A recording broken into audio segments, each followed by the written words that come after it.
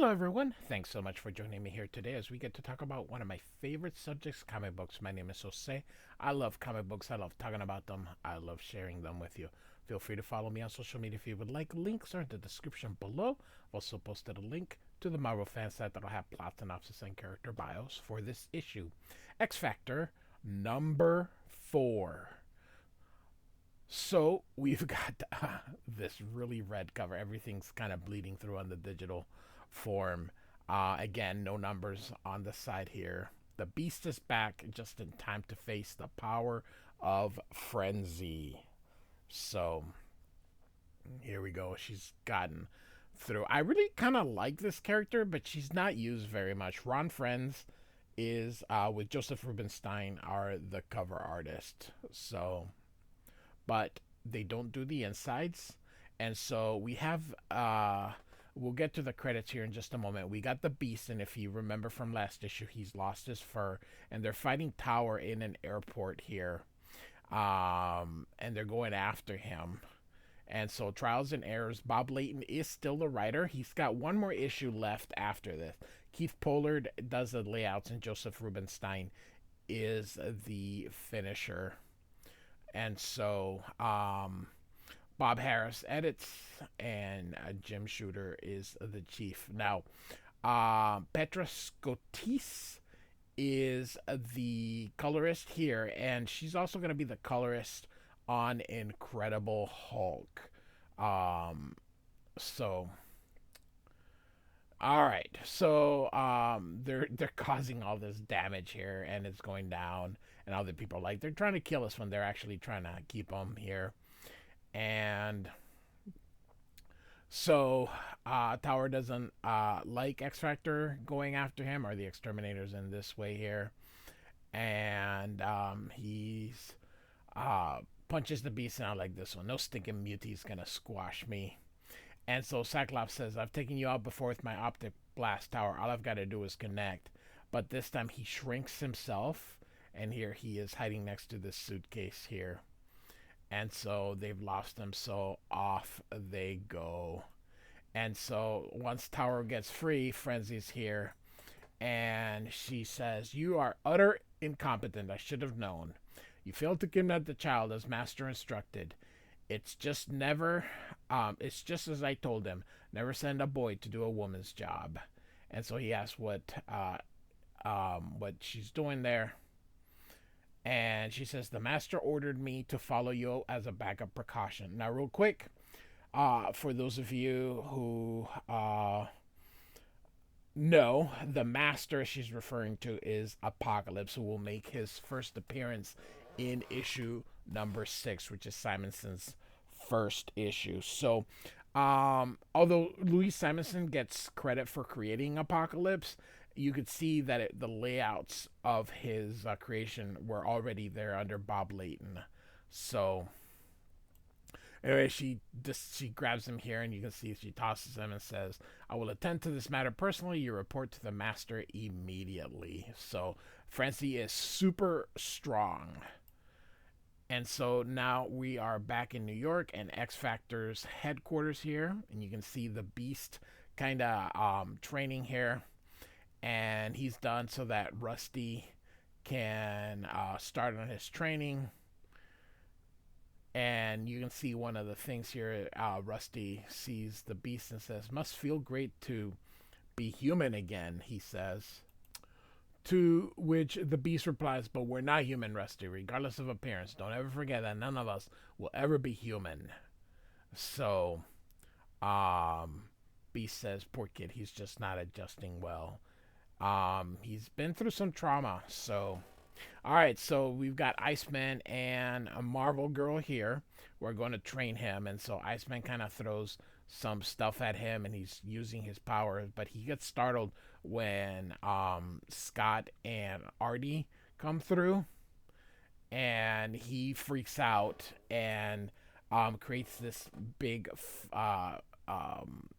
blaze here, and Jean uses her telekinetic power to contain it, and Scott says that they're okay here, and then she just rips into poor Rusty. I like the eyes here. It looks She just starts yelling at him about controlling and being, not being careless. And of course, he's flipping out like, I didn't ask for any of this. I didn't ask you people to save me. I didn't ask for training. And Scott's actually trying to calm her down. And I mean, she's telling him, "Oh, we care and this and that," but Cyclops is kind of like, "You're pushing him too hard," and she's like, "It's for his own good."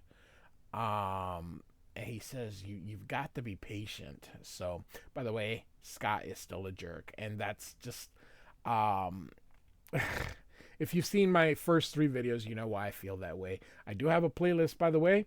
I have an X Factor playlist. I also have a X Universe playlist. So feel free to check those out. The X Universe playlist is everything: Uncanny X-Men, New Mutants, X Factor, the Wolverine Limited Series, Kitty Pryde and the Wolverine, all in there. And then I also have an Uncanny X-Men where it's just the X-Men stuff, and a New Mutants. So pick your poison. I've got it all. So up in Cameron Hodges' office, he gets a call from his old headmaster about some problem up there. So he says he'll send X Factor right up. Meanwhile, Scott's gonna train Artie here, and he's gonna look into Scott's head. And so Scott's happy about that because he told him, some of the memories. But then he sees Madeline and him fighting. What's with the eyes? Keith Pollard, for the love of God. Look at these eyes. They're cross-eyed. And so Scott's like, I can't escape it no matter how hard I try. I've lost her forever. And Jean, how can I tell her about Maddie? Arthur, I've made such a mess of my life.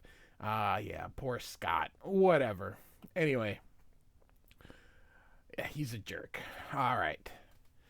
And so Jean wants to talk about Scott. It's kind of funny how long they kept this going. I mean, goodness gracious. And so Warren says, he's always been moody, and then they laugh. And so they're getting feelings toward each other. What's with the eyes again? But the phone rings, and it's Candy asking about some business stuff, and he's like, "I trust you, hun," and you're in charge. And she's like, "Warren, and then he hangs up. And then Jean's like, "You can't ignore your other responsibilities." And Warren is like, "Candy's very capable, and I'm needed here at the moment." And then Hodge calls everybody through the intercom, and so they all go to the up north of Boston, and so they meet the headmaster here, all the members of X Factor, and they have a boy that they think is a telepath here. And they bring in, and it's like, "Oh no, X Factor." He's like, "I'm not a mutant. I just made it up to try and get all the kids back here." And he tells them he was able because he had listening devices in there, but he's like, "You gotta believe me, I'm not a mutant." He thought that X Factor was going to kill him. And he's just unhappy there, so he was just trying to get kicked out of school. Of course, Jean feels now for Rusty, and so um, here's the part: "You were gonna kill me," and so Jean can't believe that this isn't what X Factor what she wanted X Factor to be. Anyway, Rusty's here leaving, and he's got his suitcase here, and he's insulting Artie here. Oh, poor guy's done nothing, but he gets flash of the future here. So he sees this here, so he is going to go after Rusty. And he gets lost here. You can see someone's approaching him. We know it's going to be Frenzy. And this guy here is like, "Hey, you got some money?" And he's like, "I beg your pardon." And he's like, "Give me some money." And Rusty, of course, panics and shoots flame at the guy. And he's like, "You're one of them mutoids."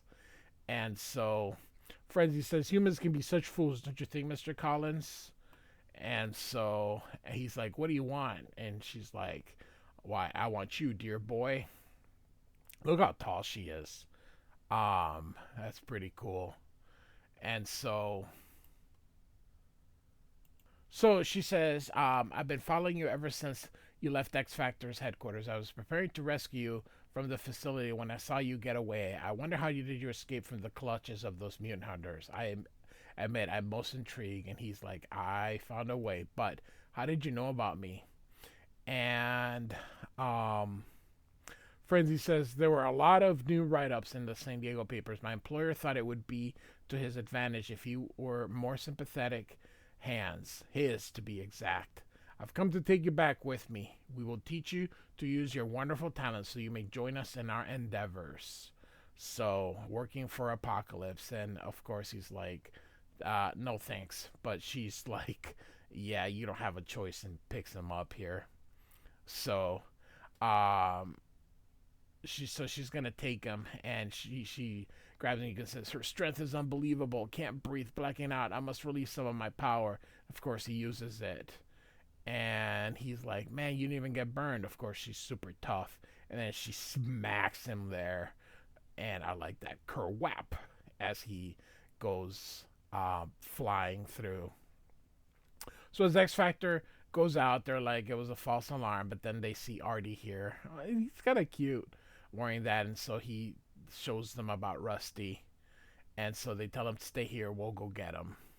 And so they take the helicopter, and so he's trying to run away from Frenzy, but Frenzy is right here, and then suddenly the Beast attacks her, but her face doesn't kind of show the ugh that does. So she punches Beast. I like this panel here. And Marvel Girl catches him with her telekinesis here. So she breaks the street and picks up this boulder, but Cyclops smashes it. I love this. Marvel Girl, maneuver 3 now. That is so. And you can see Angel hits her, and Iceman uses his powers and engulfs her, but of course she breaks out, and she says, blasted, you've ruined everything. And one of the says, the boy is ours, woman, give it up. And so they go after her, and she says, they're too powerful for me to defeat single-handedly. I must have let myself fall into their clutches. This burnout tenement should do nicely. And so, to cover my escape, so she is going to destroy the entire building to get them to go away.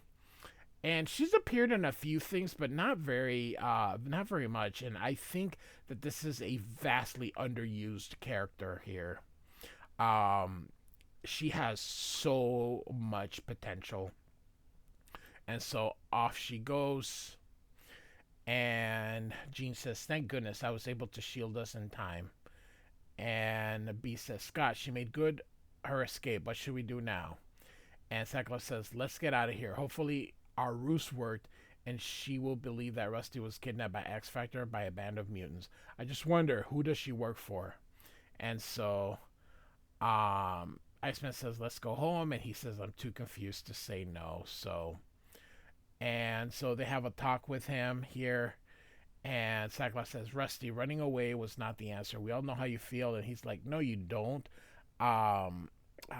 You don't know how I feel. You're all comfortable about who you are, about what you are. I'm not. I don't want it. But, of course, there's nothing you can do about it. You know, you're just born like that.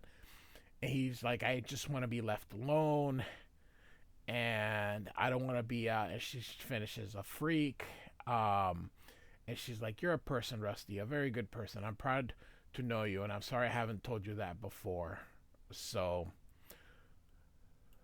Scott apologized also for entering the class and startling him. He should have known better. And he says, now you've experienced what we do, the evil mutants that are on the planet, and how the X-Men were put together to try to stop Magneto. Yes, I say Magneto, not Magneto. And his band of mutants. They call them evil mutants, but I don't think they would consider themselves evil. But it was such a 60s thing here. So eventually, though, they convince Rusty to stay, and he goes to Artie and apologizes and says, we're in this together. And again, with the eyes. Goodness gracious. And so we get an epilogue, and Frenzy is called from Time Shadow. I think he's going to be the next villain that we see here. And she's to go back to the Master. And so they say the source. So apparently, Apocalypse gives them something. Again, we don't know it's Apocalypse at this time, but that's who it is. And so one day she says she won't need the source, and when that day comes, all my enemies shall die. Next issue, tapped out. So, X Factor number 4 by Bob Layton and Keith Pollard with Josef Rubinstein. Um, like and subscribe. I do thank you for listening, and I am trying to cover everything. I've covered everything from Giant Size X-Men 1, which I did as Classic X-Men number 1, and I'm going through all the way to the end of Chris Claremont's first run on X-Men, and I'm trying to cover all the issues in between of X Factor and New Mutants as well. Eventually Excalibur will be there, so lots of stuff that we're gonna go through here. So thanks for listening. Goodbye.